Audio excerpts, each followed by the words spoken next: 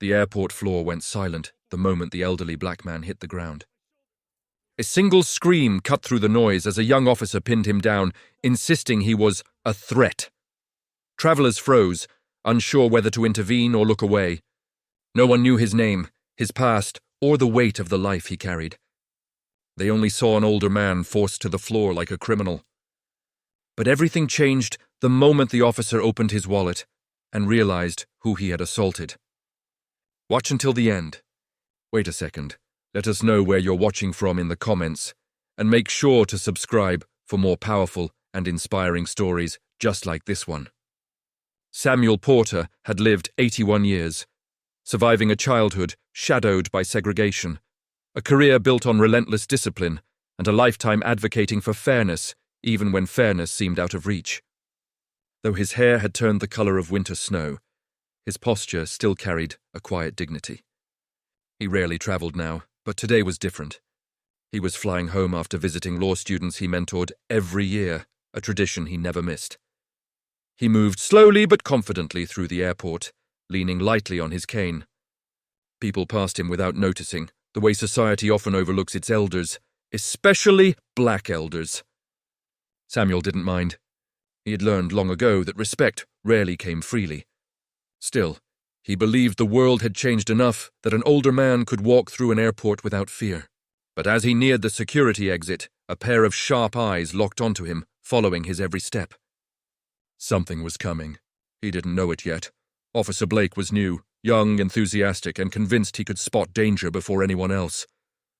He had been scanning the crowd for anything suspicious when he saw Samuel walking alone, leaning on his cane. To Blake, it wasn't Samuel's calm demeanor or slow pace that stood out. It was his skin, his quiet confidence, and the old leather briefcase tucked under his arm. Something in Blake's training twisted into suspicion. He began following Samuel, leaving his post without telling anyone. People glanced at him, confused, sensing tension that Samuel himself didn't feel.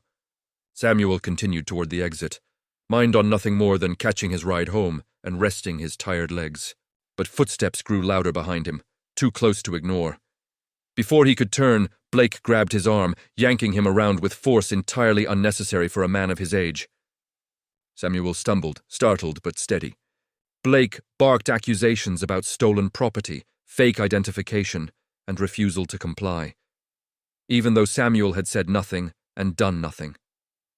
The crowd around them stiffened, unsure whether to step in or retreat. Samuel lifted his hand slightly, not out of fear, but out of exhaustion. After decades of witnessing injustice, he knew how quickly these moments could escalate. But Blake's anger escalated first. He shoved Samuel backward, sending him crashing to the ground.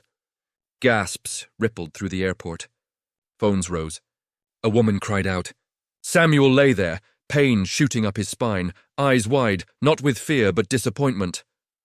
Another officer sprinted over, not understanding the situation but sensing disaster.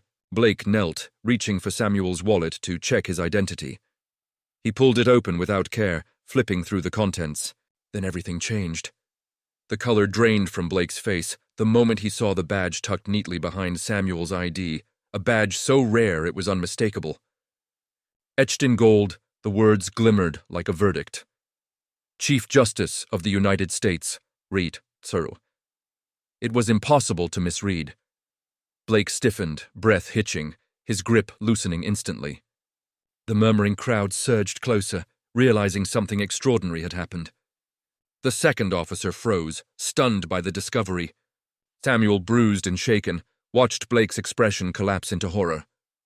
The man he had thrown to the ground wasn't just innocent. He was one of the highest legal authorities the country had ever known. Blake staggered backward, heart pounding, his career, his judgment, his bias, exposed in seconds. The crowd waited.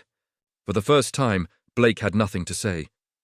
As paramedics lifted Samuel onto a stretcher, the airport trembled with whispers. Some were shocked.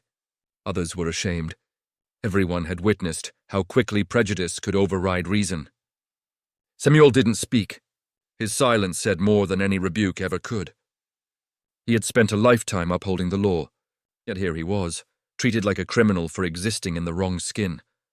Blake attempted to apologize, his voice shaking. But Samuel looked at him, an expression carrying decades of history, pain, and truth. An internal investigation followed, but the real impact spread beyond reports or hearings.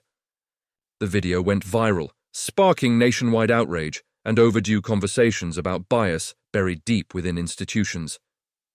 Samuel later told his students, "Titles don't protect us. Humanity should. Which country and city are you watching from? Take care.